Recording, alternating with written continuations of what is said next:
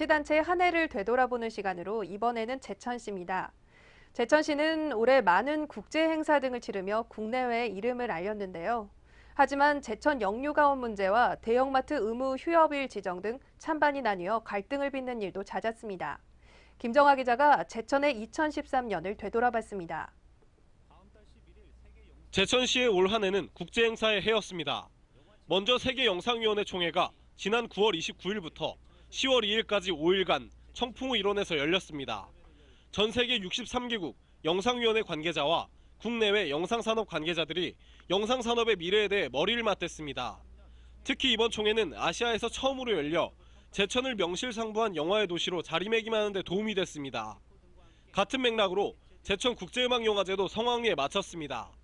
올해로 9번째를 맞은 제천국제음악영화제는 영화제 기간 동안 모두 34개국 95편의 영화가 상영됐으며 영화제 기간 동안 112차례의 영화 상영 중 42차례나 전성 매진을 기록하며 성공적이었다는 평가를 받고 있습니다.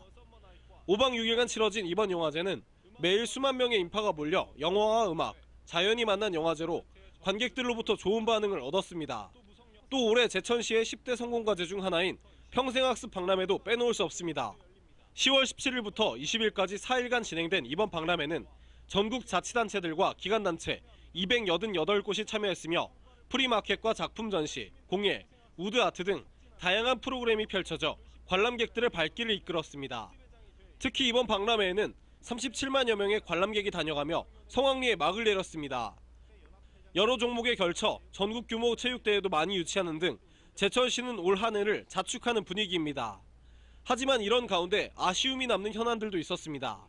그동안 제천시가 내세웠던 기업 유치 실적이 예상보다는 저조했다는 평가입니다. 올해 말까지 왕암동 제2산업단지에 분양률 100%를 이뤄내겠다는 제천시의 야심찬 계획은 사실상 어려울 것으로 보입니다.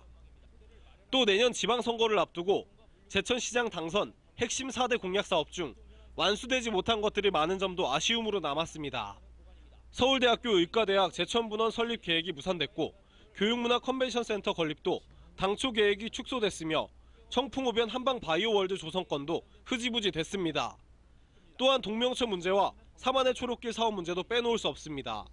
동명초 건립을 두고 교환부지 문제 등으로 청풍면 학현리 주민과 시가 마찰을 빚었고 사만의 초록길 사업도 찬성과 반대로 나뉘어 잡음을 냈습니다. 결국 교환부지건이 마무리되며 시의 의견대로 옛 동명초 부지에는 교육문화센터가 들어설 예정이고 사만의 초록길도 제1구간 작업이 진행 중입니다.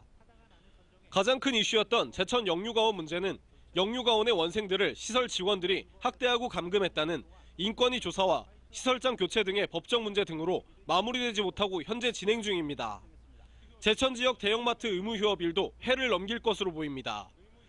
대형마트의 의무 휴업일을 두고 제천 전통시장 측과 대형마트 측이 휴업일을 토요일로 할 것인지 일요일을 할 것인지에 대해 팽팽히 맞서고 있습니다. 2013년의 제천, 말도 많고 탈도 많았지만 내년에는 좋은 일이 더 많길 기대합니다. CCS 뉴스 김정아입니다.